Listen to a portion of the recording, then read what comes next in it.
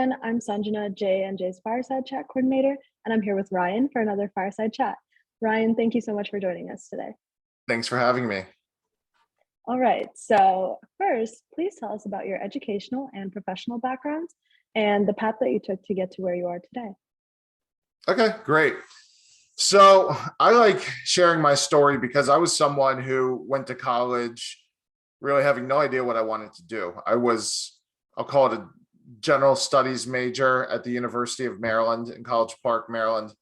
And I was working as a busboy at a local country club my sophomore year of college.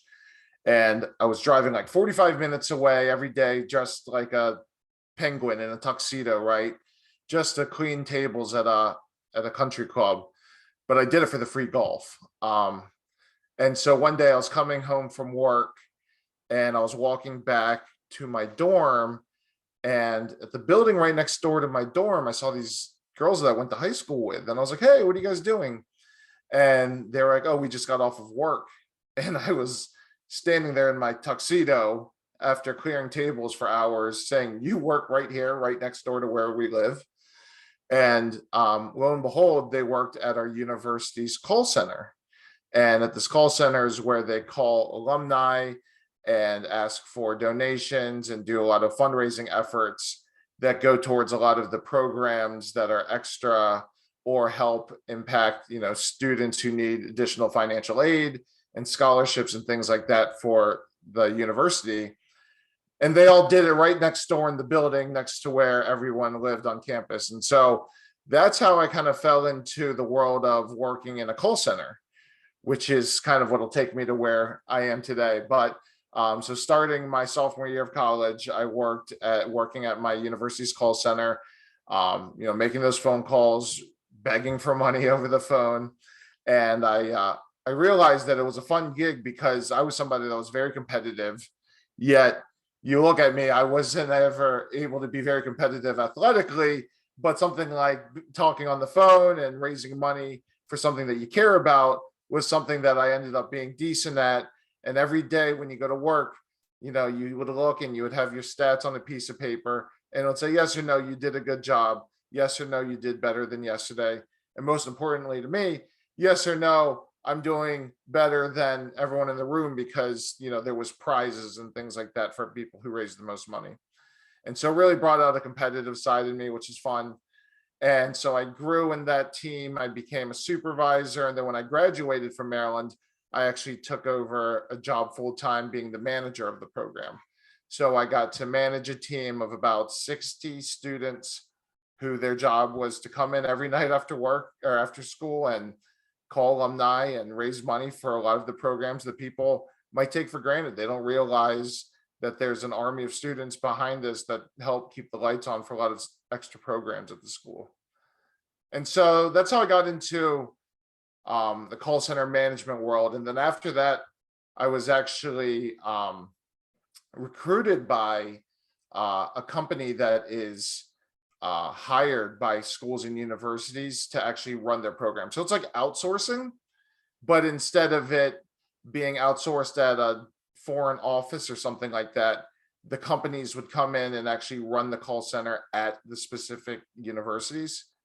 And so I got a cool chance to leave Maryland and the East Coast for the first time. And I was the call center manager at Stanford University. And so that brought me out to Silicon Valley, the Bay Area, San Francisco area, basically 2 years out of college and still just trying to figure everything out in life. And it was, a really unique opportunity. Got to surround myself with really brilliant minds that I never would have met otherwise if it wasn't for that job. And so again, call center manager there, really got to enjoy being in a new space. And then ultimately I kept growing with that company. And then I took on another role back in the East Coast at Johns Hopkins University. And then I moved into a role where I oversaw a portfolio of like 10 colleges. And then lo and behold, a little message came into my inbox from Verizon. And there was a recruiter message just like, hey, there's a cool opportunity to work with the call centers at Verizon. Are you interested? And it was a perfect time in my life because I just had my wife and I just had our baby Lucy, and she was just about 1 years old at the time. And it was, a chance for me to make more money for my family and also jump into a different world. And it was hard kind of like leaving that fundraising space where I thought, that's what I was passionate about. But, being given the opportunity to work in a call center and work with, um, people in a similar capacity, but in a different industry, it really opened my eyes to, at the end of the day, what I'm good at is being a people leader, people motivator, operations optimizer. And so now with Verizon, I've been here for over, just about 6 years now. And my title is customer service vendor operations manager. But in short, it's basically when you guys have a problem with your cell phone or your mom, dad, neighbor, anybody's got an issue with their bill and they pick up the phone and they got to complain to somebody, you're probably talking to my team. So I have a very fun gig of I get to manage the teams that are actually located around the world. And right now, the team that I work with is in the Philippines, which is really cool because that's also where I was born. So I get this cool, well-rounded experience where I'm working in the call center, something that started, very young in my life. And now it's come full circle where I'm still in the call center world, but now, well, pre-COVID, I got to travel back to my motherland, multiple times throughout the year. But now, even now working in a remote space where I'm 8,000 miles away from my team per se, I still am very lucky to be able to, work with so many people and have an impact on so many people's day to day and try to make their lives easier. So, well, at the end of the day, like I said, I see myself today as a people leader, people motivator, and an operations optimizer. But that's kind of the long way of how I got here. That's so amazing. I think it's really cool that you were able to sort of find this in college and stick with it. That's really such a cool story. Thank you for sharing. Yeah, absolutely. So did you have any significant extracurricular experiences in high school and or college that you feel really helped you later on in your career? So when I was in high school, I was in student government. I was a class vice president.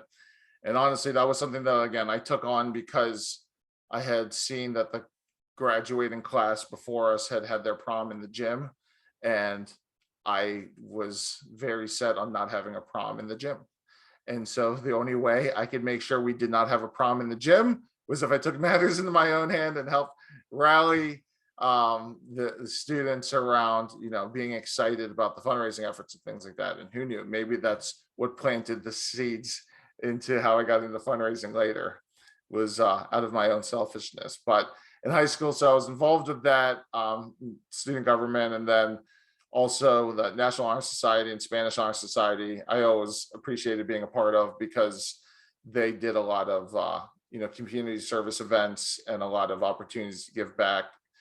And then when I was in college, again, my fundraising experience that I had built working in the call center, I was fortunate enough to be the lead of the class gift committee. I was the senior class gift chair for my graduating class in Maryland, which was cool because I got to be part of, creating and fundraising for what my graduating class of, I don't even know, thousands of people would get to leave behind as their legacy at Maryland. And so that was a cool experience because I got to hit the pavement and meet people that, obviously you go to a big school like that, there's 35,000 kids. I'm not meeting all of them in my 4 years there, but I got a chance to meet a lot of people, different backgrounds, and really get to hear where they valued in terms of what they thought would be a cool way to leave their legacy or what they thought their money would be worthwhile going towards. So that was a fun experience, but ultimately, I always seeked out those chances where I could give back or have a voice or give a voice to people who I felt like weren't being heard. And just, kind of like finding those opportunities within the things that you're already doing and just, trying to make sure that, you are, keeping those connections along the way. Yeah, that's so amazing. And it seems, you had said you're a people leader. it definitely seems like you were able to gain experience in that space throughout whatever you did in high school and college to really set up the foundation for your career. So I think that's very cool. Yeah, funny how things like that start, even if it was something what seemed like as little as like wanting to fundraise around having uh, our prom at a country club instead of a gym. But at the same time, it was also awesome because you got to get excitement around something that otherwise was just not really exciting. So I think being able to bring people together in that way was also what gravitated me towards it. Oh no, that's also me too. Is I just I'm a very social person, and look for any opportunity to make the most of a situation. Yeah, absolutely. And as you said, sometimes you do have to just take matters into your own hands, ensuring that your prom is not in a gym. So I love that. Great story. All right. So, lastly, what advice would you give to young people who will be embarking on their professional lives soon? Great question. I think don't be afraid to seek mentorship from people that you admire or respect or you think have cool jobs, right? Or you think has a good energy that you see and you admire. I think that's something that I was too afraid to do when I was younger. I also thought that like I knew more or I could figure out better. And I think I was just naive to how big the world is or how many different avenues there is to do one thing. I'm sure we could go through the list of all the people that you guys have done these chats, and there's probably people who have similar roles to me, but our paths to how we got to those similar roles could have been all over the place. So not being afraid to seek out mentorship from people. I think some people might be hesitant thinking they might be annoying someone, but I think what you'll find, especially from people who are people leaders, is they'll be more flattered than anything, right? I think people who are in leadership roles and stay in leadership roles, hopefully it's for the altruistic reason of wanting to be able to get the best out of people and give people the best experience in their day. Because at the end of the day, like that's something that I see as important in being a people leader is not being the reason why someone has a bad day, but giving an opportunity for someone to have a great day. So not being afraid to build those relationships or seek those relationships is definitely my best advice.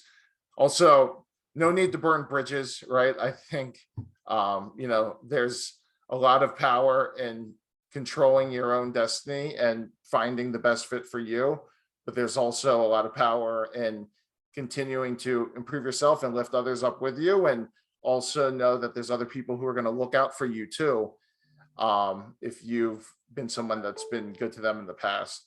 I've seen so many colleagues, former team members, even my wife who works in education technology, how valuable professional contacts are in building your professional network can be. Just keeping your name in someone's mind, it's all it takes for a new opportunity to come up, right? Again, my whole career to where I've landed now has been built off of warm connections and also not being afraid to build connections, right? And now I'm in this very dream scenario where I get to work with people in the land that I immigrated from, over 30 years ago, and get to have a very cool role, getting to blend something that I fell into and now getting to be working in a space that I love. So, I hope the same for you guys. I hope the same for anyone that's watching this. But again, don't be afraid to seek mentorship and advice from those that you admire, even from afar, and continue to build that network and don't burn any bridges unnecessarily. Yeah, that was fantastic advice. Thank you so much for sharing, and thank you for everything that you shared in this session. It was truly such a treat. My pleasure. Thank you so much for the opportunity.